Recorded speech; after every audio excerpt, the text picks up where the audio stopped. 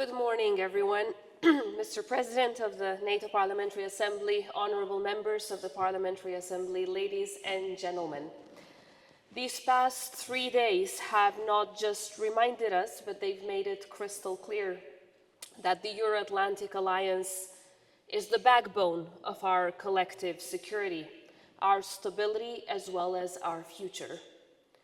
In Kosovo, we deeply believe in the transformative power of this alliance, not just because of its military strength, not just because of its strategic reach, but because of its unwavering commitment to peace, and because time and time again, it delivers.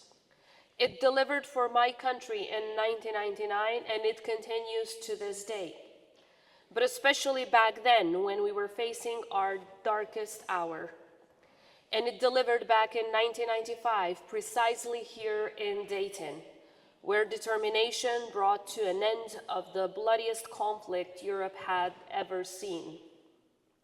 Now, let me take a moment to remind us all why all this matters, why all this work, all of the late nights, all of the hard conversations and the long negotiations are absolutely worth it.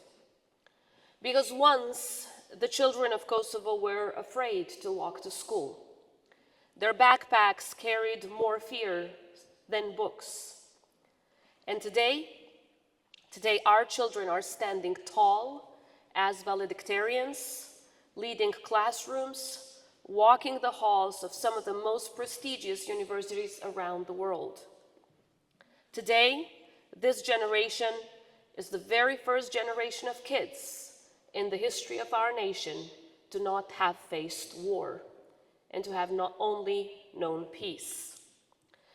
Because once our parents were expelled of their jobs, stripped of their dignity, but today, because of your work, they are proud grandmothers and grandfathers watching a new generation write the most hopeful, thriving, and brightest chapters in Kosovo's history.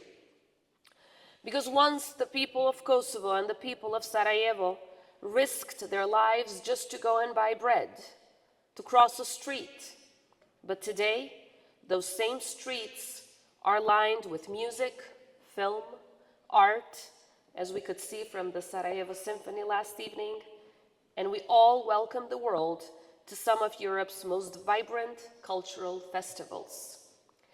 And because once the cities of Kosovo and Bosnia-Herzegovina lay in ruins scarred by war, and today they are alive, full of color, full of energy, drawing visitors from all corners of the world who come not just to witness the beauty of our countries, but also the resilience of our people. This is what peace delivers. This is what your hard work delivers. This is what international solidarity can achieve. And this is why we cannot afford to turn away, to turn a blind eye, or to risk this achievement. Not now, not ever. This is now even more important as the world is once again marked by conflict, and so is Europe. The war in Ukraine is reminding us all that peace can never be taken for granted, and that democracy is never a finite project. NATO and everyone seated in this room stood united in the face of Russia's brutal aggression against Ukraine. But unity is something that must be nurtured. It has to be renewed, strengthened, and rebalanced. And as we look ahead to the Hague Summit, we have to be clear-eyed about what comes next.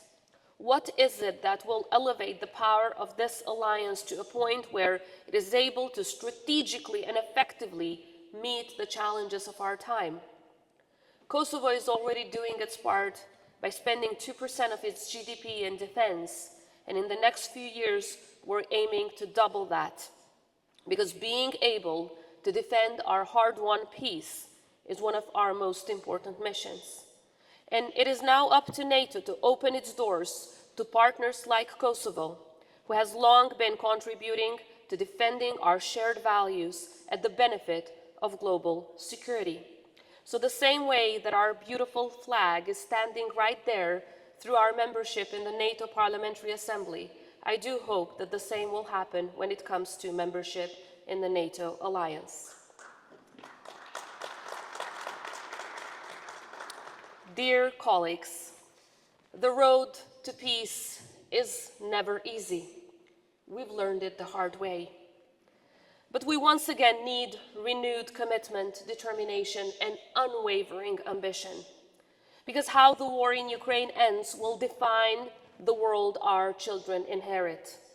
It is our responsibility to ensure that world is one where strength defends peace, not power for its own sake.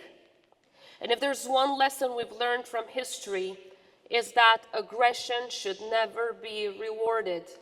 Aggressors should never be rewarded. Just and lasting peace is the only resolution that upholds the rules-based international order. But before I close, I must say this. Peace is never just the silence of guns. It is the will to live together, not apart. And today, that peace is at risk from individuals who would rather break a country than build one. From those who still glorify war criminals from Milosevic's regime and those who dance on Putin's tune. From ideologies that belong to the past and not to the future that we are trying to shape together. This is not a local issue. This is existential for Bosnia-Herzegovina, for Kosovo, for the entire Balkans, for Europe and the world.